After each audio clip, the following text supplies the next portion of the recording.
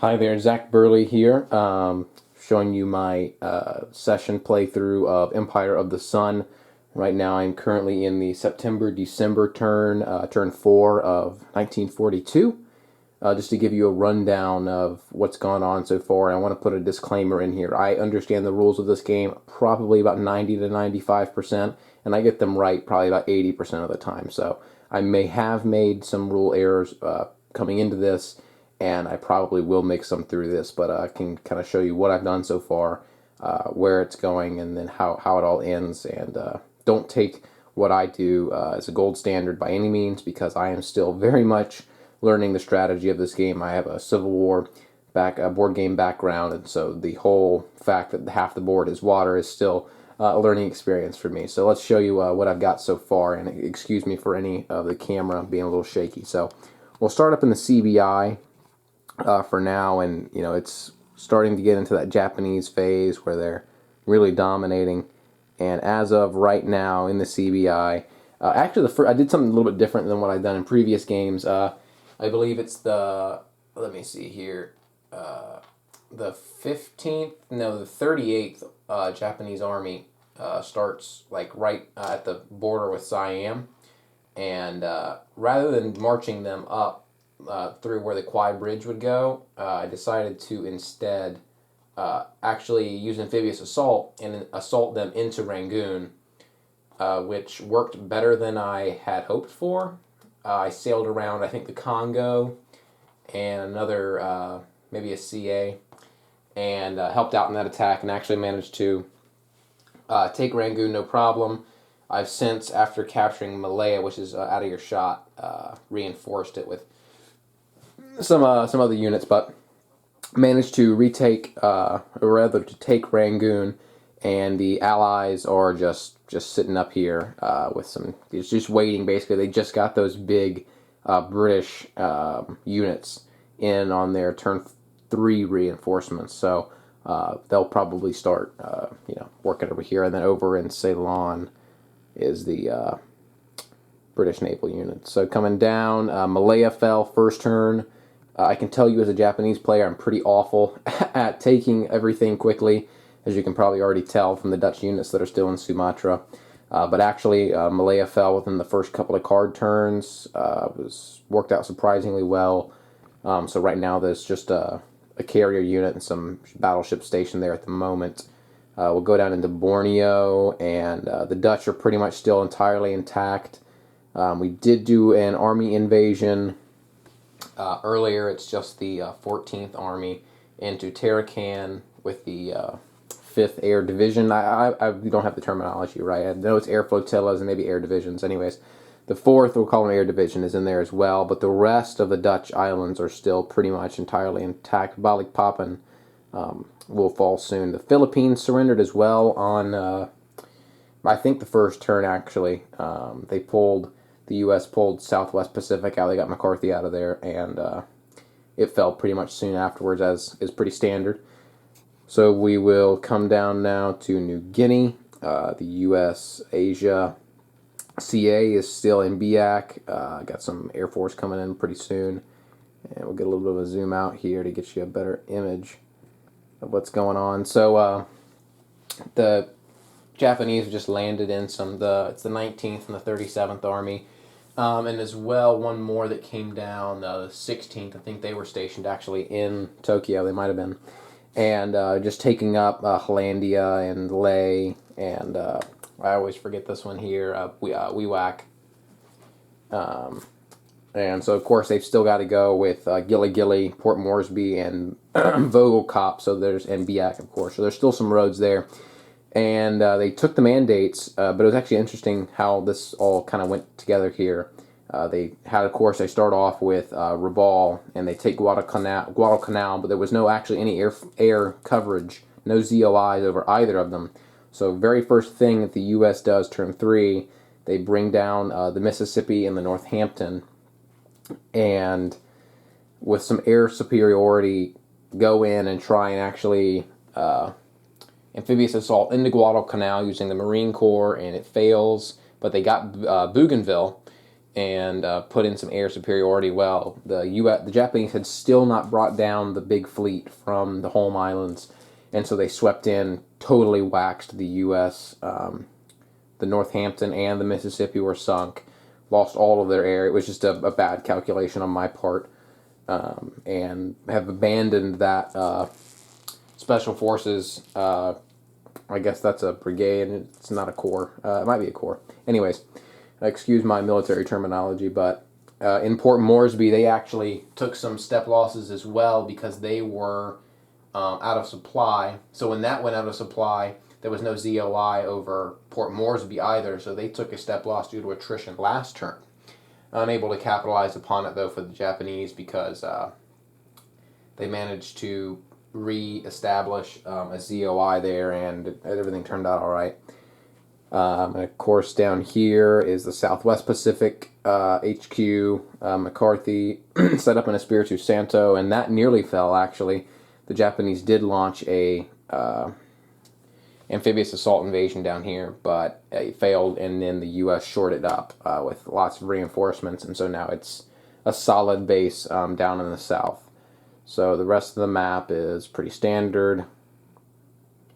Nothing really too much going on everywhere else. So we'll zoom back out and show you the starting hands for the Japanese, because they'll still be starting out. The U.S. does have they have Operation King 2 in the Future Operations queue, but Future Operations card, but they're not going to start off with that. They're just going to keep holding on to it.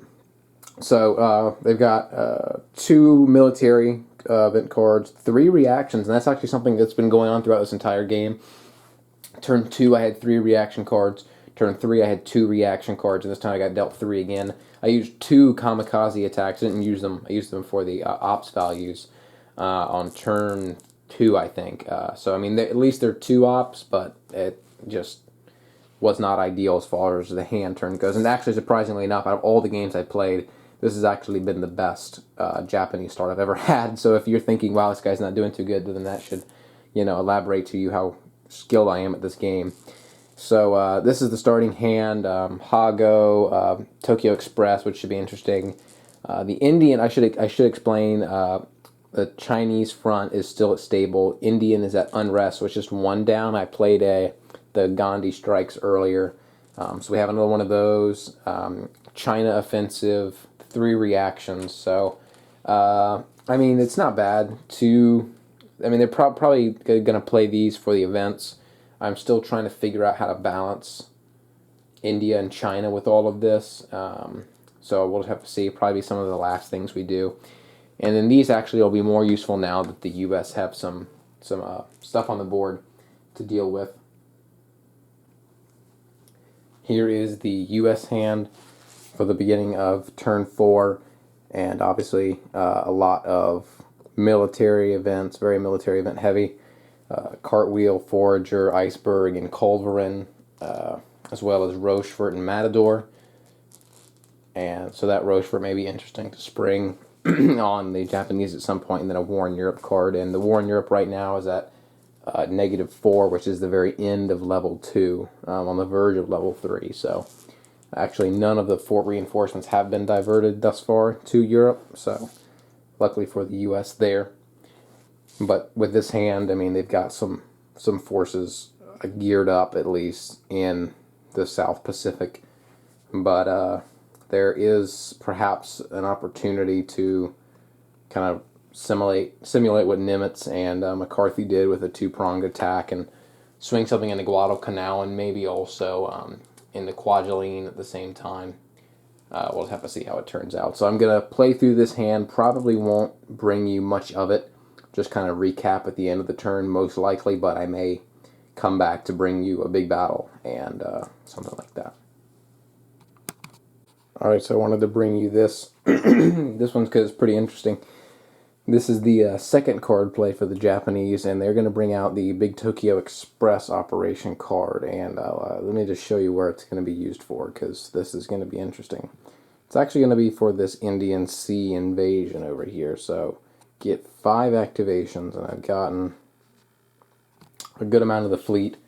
Here I've got the Congo, the Mogami, and the Nachi here alongside the Zuiho and the Junyo, and then for the, as well as the 31st.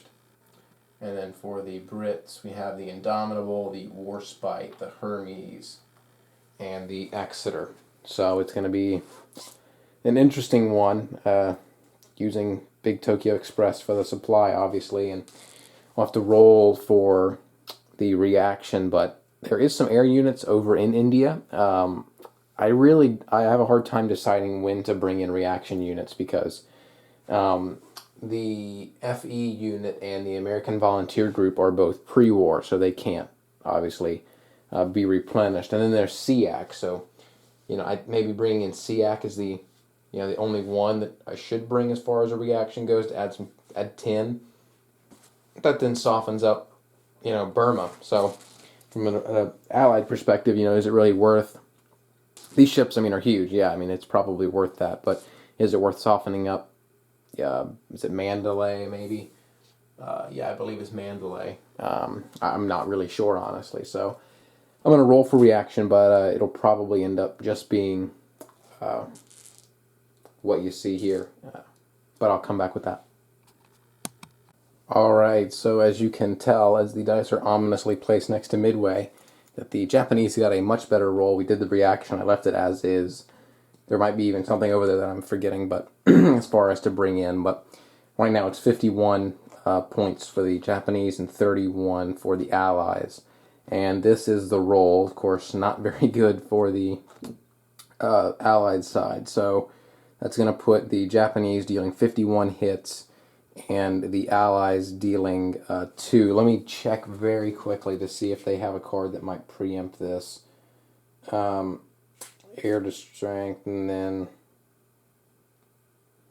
let's see, Rochefort maybe get an ambush. That's probably a good idea. During all battle of this offensive, the Allied player achieves a critical hit result on a modified air naval combat die rolls of 4 or greater. So saying if we use Rochefort, it's an ambush, which means we get a +2. So I'd put it up to 6, which is 1. So in the end, it's not gonna win the battle.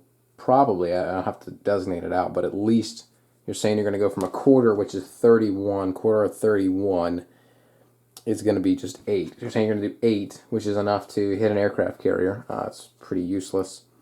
Hit the Zuiho probably. To doing 1, doing a whole 31, which is going to make it costly, make this attack very costly for the Japanese. So I can't imagine that there's a better time to use this. So we're going to use Rochefort. This actually was not originally my plan, but I haven't taken a look. It's one thing I always forget to do, is to look at the other player's hand. You play solo, and that's what happens. So it's going to be an ambush, which means that'll be a +4 on that. So it'll be a 6 result and a 9 result. So 51-31. And we can deal out those hits now over here in the Indian Ocean. So we'll go ahead and do the Japanese first. 51 hits to deal out. That'll be 12 for the Indomitable. And then the Warspite will be 14 off of that. And that's 8 to, I'll probably have to flip this one first. -8. And then I believe we can take the Hermes off next because it doesn't have another side, but everything else is reduced. Because that leaves us with 17. So I'm probably not even... See, and that's a question I have there because the Hermes is technically not at its reduced side. So would I have to remove the Hermes before I would remove the Indomitable or the Warspite? Or since it doesn't have another side to flip to, is this still okay? So with 17, if I took away that 8, I could do the Exeter and the Hermes and remove those permanently from the game and just leave the Warspite and the Indomitable, which is not a bad return. But then they would, be hard. These guys are going to do less damage, so I may just go ahead and take... it's a tough one because I'm going to take the Indomitable off the map, and feel free to tell me whether or not that was the best idea. But that's what I'm going to go with. So that's 1, 2, 4 step losses, and they're going to do 31. So 31 minus, we'll take the Congo. Gives it 17. Could do these two here. You know, it's tempting to hit one of these, but you probably definitely want to hit this one. So you're saying that's going to leave you with one more. It's only allowed you to hit the Junyo, so you're saying that's 3. So not enough to win the battle, but you're damaging the Congo and the Zuiho, so that's pretty good. Probably makes it justifiable, or at least acceptable. And so that will mean that the Japanese will win this encounter, and the British will have to limp away, and they'll probably head up to Calcutta. That's what I'm thinking is the best option here. And that'll mean it'll be an easy hop in there for the 31st Army, and they'll take Colombo, which this is a very bad turn of events for the Allies. It'll be interesting to see how they respond. Let me find this token for the Express, for the Big Tokyo Express. It is in here somewhere. It is just a matter of finding it. But either way, that'll be the Japanese on their second card turn, moving into and taking Colombo and devastating the British fleet in India, which of course is going to bring up a lot of problems here because, spoiler alert, the intentions of the Japanese are to launch a ground invasion here now, because that was the big thing I was debating. Is I was going to lead off with Hago, I think is what it is. Yeah, I was going to lead off with Hago and go ahead and attack here, but I knew that the British Navy would come into play, and I wouldn't have enough activations to move around the Japanese army to counter that or to pin them to make it all work. So I thought that I would split it up into two, go ahead and take out the British Navy first, and then go in. So you're saying, you know, they could still bring in, well, if we attack Mandalay, they won't be able to. But that pretty much takes them out. But we could still, because these guys are pretty close, could still bring them in for this CBI push. So it'll be a matter of how the Allies respond with this next card, and then how they can handle these attacks here, because they've moved in those big British units in from Dhaka forward into Akiab. So they'll be a little bit more shored up and might actually end up balancing out the numbers. That Japanese will have to go over it and see if that's what they want to go with, of course referring to myself in the third person there. But thus far, not great for the Allied in the CBI. Okay, so after the big offensive in Ceylon, the Allies have to respond. So they are going to launch a big offensive of their own, this time on a two-pronged attack using Operation Forager 2. So that's going to give them 9 activations using the Central Pacific. So it's going to be a two-pronged attack, and I'll give you the wide look of it, what it'll be from above. So it's going to be in 2 stages with multiple battle hexes. It's pretty elaborate. So first off, we're going to have the Lexington and the Enterprise come down from the Central Pacific to do a naval invasion of Kwajalein with the Marine Corps. And then in the South Pacific, we're going to have the Mississippi and the North Carolina, supported by WASP, doing a naval invasion of Guadalcanal. And that's going to be supported by the 3rd New Zealand. And then there's 2 units up here in Bougainville that are going to be pinning separate units.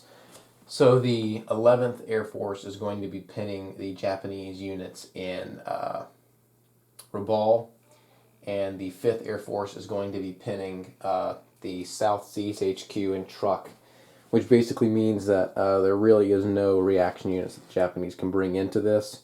Not all of these fights are easy fights, especially the one in Guadalcanal. The numbers are actually pretty even. They're really not that lopsided for the Americans. And Kwajalein will probably be the easiest one. So we can go ahead and get you. We'll start off with these pinning battles here. We'll get truck first. So it's going to be a bloodbath here.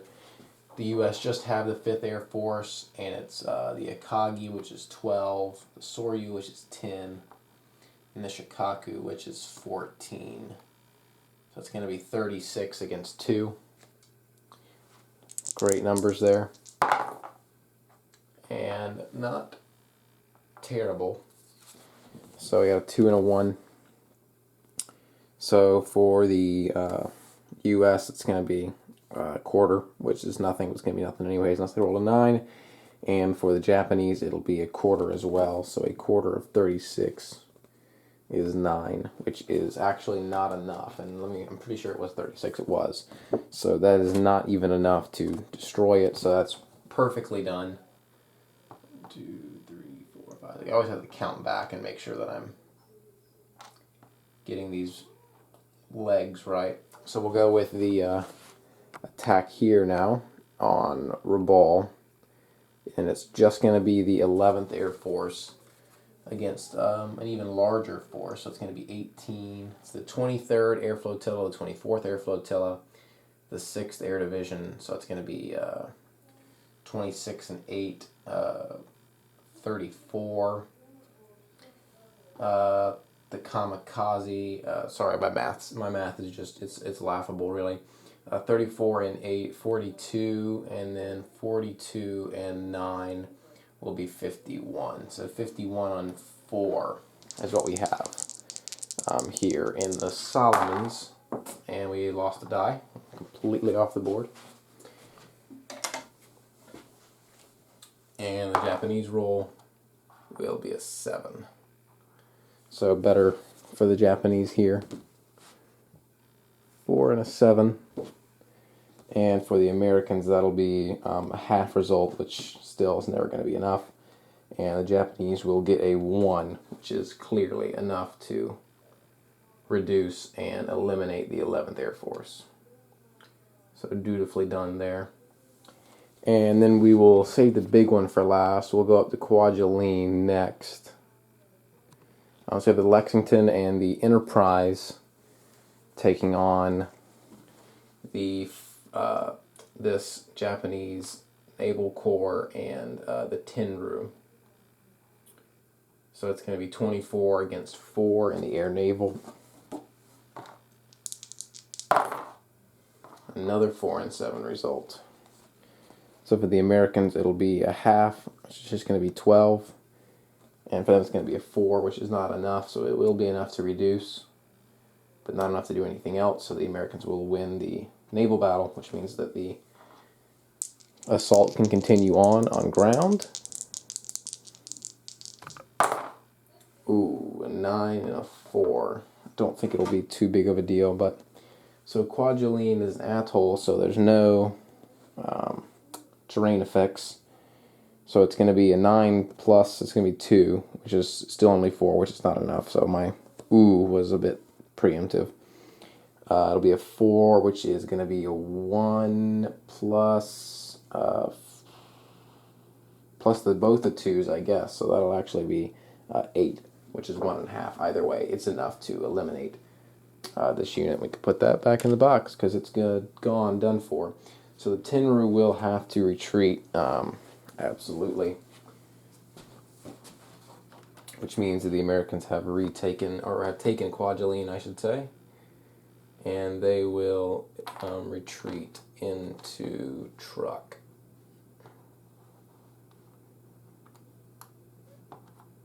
And the Americans will hop in here, and they're going to leave. That's a tough one because I'm not really too worried about the Japanese going up and hitting the Hawaiian Islands, but it's still a chance. I'll leave them here in Kwajalein. And now for the big event, which is the invasion of Guadalcanal. So it's going to be, for the air naval first, it's going to be 10 into 12. So 22 against 12 and 15 is 27, 27 and 16. See, this is where I really get tripped up, 27 and 16. That's just one that I'm going to have to break the calculator out on. So it's 27, 16 is 43. So 43 on 22 is what we've got for this one. So a 4 and a 2, pretty light. The 4 will be a half result. So half of 43 will be 22 still, which is 10 and 10. Easy enough, two-step losses. And for the Japanese of 22, they will have a quarter result, which is just going to be 6, which isn't enough to do anything. So successful immensely there, which means that the naval invasion can continue. So it's going to be 9 on 3, and a 9 result for the Allies, which is good. So a 9, it's going to be a 2, which is plenty, and then a 1 result. 3 is not enough. So this is also going to go back to the box. Guadalcanal will go to the Americans. That marker shouldn't have been there in the first place. They will have to emergency out of here. Let's see what we got. 1, 2, 3. They can't go there. So I think they're just going to go 1, 2, 3, 4, 5. They're going to go over here too. Lay. They're going to emergency air move out into Lay. And then the Ayoba will go back to Rabaul. These 3 can go ahead and move into Guadalcanal. That'll put an air field over, an ZOI over Bougainville, and they'll also have one up over Kwajalein, so that should cover all the bases. And so, yeah, really overall successful assault for the Allied side, at least. You talk about up here in the CBI, the Japanese with a really deadly attack. That's really changing the balance there.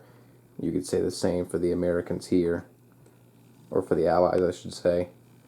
Doing the same in the Solomons, because now it's going to be difficult to hold on to Rabaul, and then it'll just be a slug through New Guinea pretty much. And then Kwajalein falling, that's going to result pretty much in the fall of the Marshalls, because there's not really much the Japanese will be able to do about that. So it'll be interesting to see what they decide to do about this continuing their CBI, the Japanese, if they keep going with that, or if they force their eye back over here. That was the American strategy. The Allied strategy was to bring attention away from the CBI back over here to the South Pacific. So it's a matter of who decides to blink first in these head-on invasions. Alright, so I'm bringing you a lot of turns here, but it's pretty interesting what's going on these last 3 turns. So this is the subsequent Japanese turn after the Allied double-pronged invasion, and they're going to go with Hago, the Japanese, the Burma invasion, and they will be using it, or Burma offensive, they will be using it for that as well, for a strike here in the CBI to continue the earlier attack that they had on Ceylon. And let's show you how it breaks down here. They're going to get 7 activations, and they're going to kind of split them up a little bit to do an attacking and a pinning move. So 7 activations. First of all, just going to move this unit up from Bangkok, just kind of adding some more troops in here. The Junyo will come in from Ceylon to support a pinning attack on Akiab alongside the 3rd Air Division. And then the 22nd Air Flotilla and the 4th Air Division will be the air support for a ground attack on Mandalay, which will have SEAC as the force there, the air division defending. And then actually in the hex is the 1st Indian, I reckon it's a Corps, the 66th Chinese Army, and then 1B. So I'm sorry for not knowing all of the what all the names mean. I know some of them, but not all of them. So it'll come down to, I'll still have to roll for reaction, but it'll come down to pretty much the only support they can get is from Imphal. Because of the attack earlier, the only units that could help out here are, in that attack, are the Hermes, which is just going to give them 2. And they could bring the War Spite and the Exeter out to fight the Junyo. But I don't know that they will. I mean, it's a pre-war unit in the 3rd Air Division that they could bother. But I really just don't know how. It's a pinning attack, that's all it is. Pretty much. So I think I'm just going to leave those. But anyway, let's roll for activation here to see whether or not the Allies will even have a chance of being able to activate something. So, yeah, it'll be a 7, and the event card is a 7, so not even, it's fine, even though it rolled, it's a 7 for the event card, so they're good. So we'll go ahead and do the Akiab first. We'll get the pinning attack out of the way. So the Air Naval, which is all it'll be, is the FE and the American Volunteer Group, and combined, at the moment, they have 12 against 26 of the Japanese. So it's 12 and 26.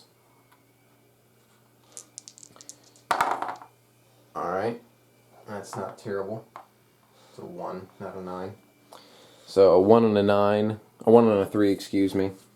And so that'll be a half result, which is just 6, which is not enough. And a quarter result of 26 is 7, which is also not enough. So perfectly for the Allies, they don't take any losses on that one. And same for the Japanese, they don't take any losses either. I'm not really sure. I have to check the order of play, whether you do post-battle movement after each battle, or if you wait till both of them. I don't actually remember which one that you do. Resolve all battles. Okay, so they will wait to do post-battle movement until after the main event, which is going to be here in Imphal. And so since they did get to react, they're going to slide in this Chinese army as well. So it'll be these 4 ground units, the supporting of the SEAC, and 2 ground units, and these 2 air. So it's going to be 40 against 10 for the Air Naval here. So this one a little bit better for the Allies. And they'll get a hit in here, I believe, which is pretty good. So it'll be a 1 result, yep, and a half result, which is just 20. So that'll be enough to get rid of SEAC. It'll go over there for destroyed for now, but they will manage to get a hit here. They're both pre-war. Oh, I actually just realized that the Japanese are actually an ISR, so they cannot activate this unit. So it's going to come down here. So instead of doing 20, they'll do 10, which does mean that SEAC survives, because they just do 10 hits, which means that these 10 do have to go on the 4th Air Division. Also means the Junyo cannot assist in this attack, but it didn't matter anyways, so this one's fine. But the SEAC will take a loss. They'll take a loss. And now the ground battle can commence, and that's going to be 38 against, let's see, 18, 19, 20, 21, 27. So 38 against 27 for this. And, you know, I just keep pointing out questions that I have off the top of my head, kind of thinking out loud more than anything else. Because the Air Naval was a draw, 1-1, the reaction players would win. And that means that there would be no pluses for the Japanese They're just going to have the -1 for the jungle hex. But the active air units, I'm thinking that they would not provide a bonus. I can check it out here. Reaction cards implement any bonuses resolve all battles, so that's non-descriptive there. But I'm thinking because they lost that battle. But I mean, then again, it says if only if only his active air units. So there are still some there, so that won't apply. Yeah, sorry. Sometimes I just have to think these things out loud, then I'll come to my own conclusion. But yeah, so the pluses won't apply. It'll just be a -1 to whatever the Japanese roll. Ouch, not good at all. Not good at all. So it's going to be an 8, which is only a 1.5 rather than a 2, which is, some consolation. And then it'll be a half result for the Allies. So the Allies, I think I said, had 27, because 12 and 6 is 18, plus 3 is 21, yeah, 27. So that'll be a half result of 27, which is going to be 14, which will be enough to damage one of these. They'll go ahead and hit the 15th Army. And the Japanese will get 1.5 of 38 is going to be 57, so not great. 12, 4, 16. 12 and 12 is 24, that's 28. So out of 57. So 28, and that'll be 40, and that's going to go back in the box. And difficult here, because that'll put you to 52, and they won't have enough, so then they'll also take this one out. So really, really, really devastating. And we're going to move the Japanese this way. I mean the Chinese this way, excuse me. And so the Japanese will traipse into Mandalay after absolutely obliterating. They did take a step loss on, first of all, a ground unit, which of course isn't great, but more importantly, that air unit took a loss, which is also pretty bad. It's just, well, I should say not ideal, but they've still got this one here. But they've really cleared the way, and even the numbers, because before with these reinforcements in Akiab, it makes it a pretty even playing field here in the CBI. So taking those units out really levels the playing field. And of course, also, with the air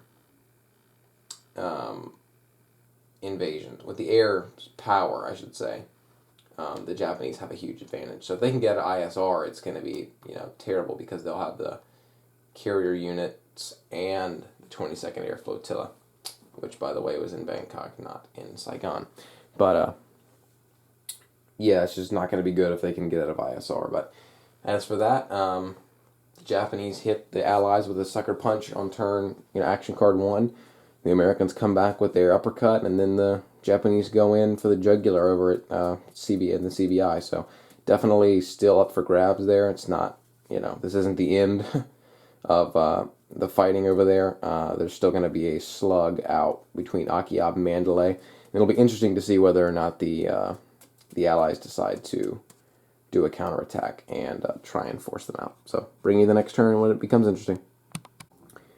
Alright, so here is the subsequent Allied card play after the Japanese Hago card in the CBI. It is going to be Operation Cartwheel. It's going to have 6 activations out of the Southwest Pacific, out of MacArthur. I realize I said McCarthy a few times earlier. Out of MacArthur's HQ down here in Espiritu Santo. So those activations are going to be used for another attack into the Solomons. It's going to take on 3 battle hexes, one of which will be actually in Rabaul to retake it.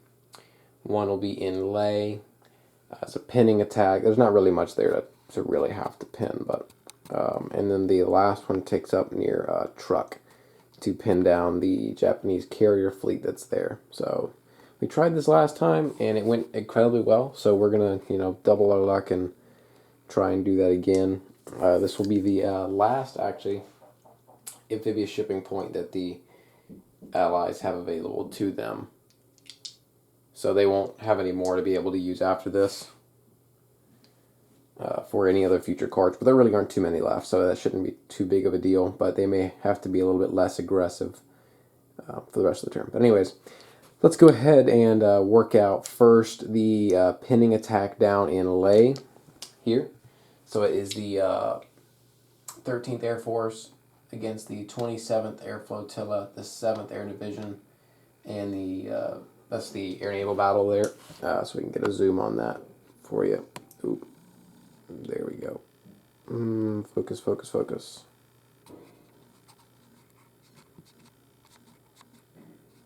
And I apologize for the glare from outside today. But it's going to be 10 of the Allies up against 13 of the Japanese. So we're going to roll for activation first on this entire offensive, which will be a 5. You're going to get your +2 as well. So it's actually a 6, but the +2 for entering the ZOIs means it doesn't matter. So now we can roll. There is activation, and I've already taken a look at this, and not going to bring anything else in just because nothing really can reach. There is a unit, an air division unit in Palau, but it can't do anything. So it can't even reach there, actually. So there's really nothing else that can come down. Maybe besides the Nagato and the Yamamoto in Tokyo, or rather with a combined fleet. So that may be worth looking at, because it's 12, which they can reach from. They'll have the 3 activations, plus those 2 will give them 5. So the Nagato is a pre-war. The Yamamoto is not, but they don't really get any more naval replacements. And there is a card for naval replacements, but I'm pretty sure I've actually already played that. So unless we get a reshuffle, sorry for the bump there, unless we get a reshuffle there, that card won't show back up, which I'm sure we'll get one at some point, but it's a matter of when, and when that'll be. So, yeah, I mean, the Yamamoto, or rather the Yamato, I don't know, it's tempting. Let's see if we can even reach there for 15. 1, 2, 3, 4, 5, 6, 7, 8, 9, 10, 11, 12, 13, 14, 15. I don't think it's possible to even reach there. 1, 2, 3, 4, 5, 6, 7, 8, 9, 10, 11, 12, 13, 14, 15. It is not. So we can quit wasting our time over this. There is no possible help that the Japanese can get from anywhere. They're pretty much isolated down here in the South Pacific. Let's come back over here and we'll roll for this pinning attack in Lay. Here we go. Alright, interesting. Make sure I can get those in the shot there. You have 8 and a 9. So should be 1 result for both. Of course, the Allies will do an automatic hit, which they were going to anyways.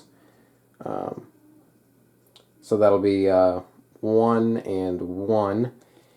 And there's no added modifiers for that.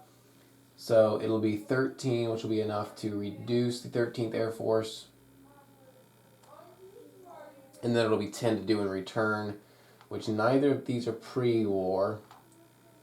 And normally I would have to reduce a non-reduced unit, but I think because it's a critical hit, that I can actually remove the air flotilla. But I don't think I want to. I think I'm going to stay with reducing this air unit just because might as well, right? So we're going to set this back up. It's a step loss for either side, which means the Americans will have to retreat. So let's get up to the other pinning battle up near Truk. And last time, the Americans were able to get away unscathed. It's the 5th Air Force against the Shikaku, the Tenru, the Akagi, and the Soryu. So it's going to be a lot against a little. That's 22, 36, 39. 39 against 2. 39 on 2 there. Give it a roll. And I don't think the Americans would be so lucky this time. So it's going to be a 4, which is a half. It's not going to do anything for the Americans. And a 5, which is also a half. So on 39, the half of that's obviously 20. and 20 will be enough to knock out the Air Force there. So they do finally go down, but there's plenty of air replacements that shouldn't even, be a second thought for the Americans. As far as the planes go, if I can get these back on here, for the South Seas HQ, and then the last will be the Rabaul invasion, which there are actually no ground units in Rabaul, so it'll be a straight up naval battle. Then if the Allies do manage to make it, it'll be just a straight up conquest of the Hex, the island Hex.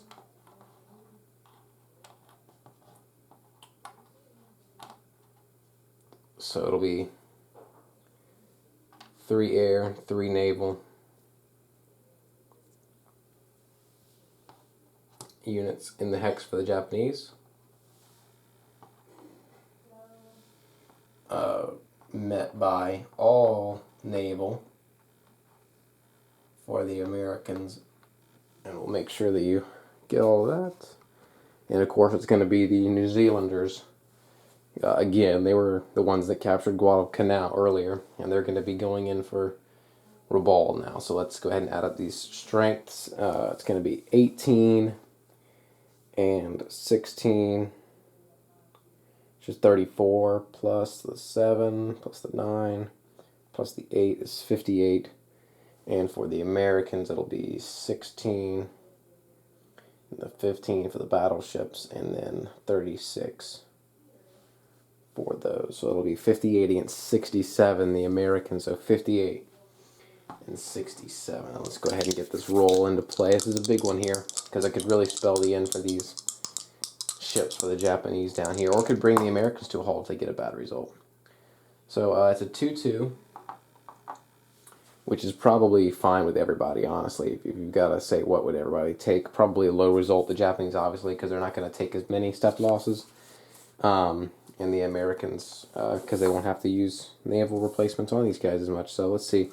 58, we'll go ahead and use the Japanese. So it'll be a quarter result of 58 is 15. So it's just going to flip 1, and with 15, they're just going to hit the Enterprise, because that seems like that's the heart and pride of the Navy. There are a lot of good stories with the Enterprise, so they're going to knock that one out, or at least give it a reduction. And so the 67 of the Americans will also be a quarter, which is a 17. So they can't remove any units of yet. They'll have to keep going down. So 17 actually is pretty bad, because they can't reduce 2. If it was 18, they could reduce 2 units. So I'm thinking this 23rd Air Flotilla is the best one to reduce. And so it's a step loss for both sides, which is not enough. And I'm sure there wasn't. It's an intercept, but an intercept, yeah, it's not going to be a problem. So, yeah, it does not go off. Just a step loss for either side means the Japanese hold on. And that's a pretty big shift down in the mandates, because that would have pretty much spelled the end for the Japanese hold on the islands and the Solomons. It really would have been it, because they would not have the forces to come and retake. It would have left a lot of these New Guinea spaces pretty vulnerable. So it's definitely going to fall at some point. It's always that really unsteady balance of the Japanese having to deal with. They're going to conduct post-battle movement back to Guadalcanal. This air unit will stay in Port Moresby to give them some air support, some ZOI, and then the Kamikaze, the Oba, and all of these air units will go back into Rabaul and will remain. And getting a ground unit in there will make it a little bit bloodier. So that's probably going to be smart to do. But stalemate for the Americans. The first time one of these offensives early in this turn have not worked. Alright, so that ends the card play for both of the sides. Pretty much most of the big offensives were in the beginning of the turn, the ones that I showed you. Pretty much the only other things that happened is the Japanese grabbed some resource hexes like Vogelkop, Balikpop, and Sorbaja, this resource hex here. So just bumped their total up to 12, if my count is right. The Americans just shifted some units around and then tried a ground invasion into Leh, which went disastrously wrong for them. They lost the air naval battle, drew the air naval battle, and then in the ground combat ended up as a 9 result for the Japanese, a 3 for the Americans, and they didn't even get a hit on the army there and ended up taking a step loss themselves, so it went very poorly. But that'll do it for this turn. I'll do attrition and the rest of the stuff to run out the sequence of play, and then I'll bring you next turn.